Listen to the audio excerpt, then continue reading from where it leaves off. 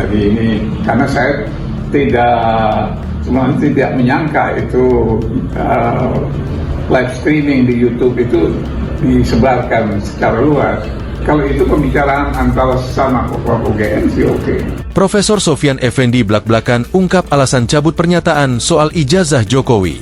Mantan Rektor Universitas Gadjah Mada, UGM, periode 2002-2007, Profesor Dr. Sofyan Effendi, resmi menarik seluruh pernyataannya terkait isu ijazah Presiden ke-7 Republik Indonesia, RI, Joko Widodo, Jokowi, yang sempat viral di media sosial.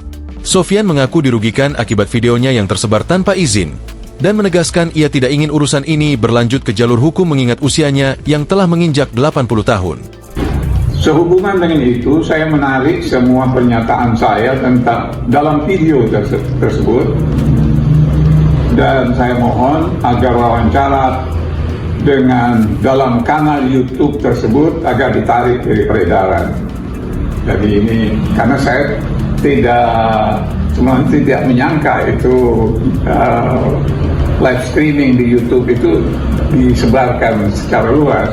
Kalau itu pembicaraan antara sesama UGM sih oke, internal ya.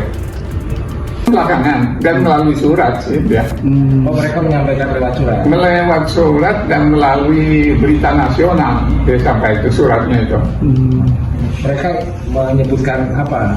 Mungkin ada ancaman-ancaman seperti akan mengadukan saya kepada Bareskrim.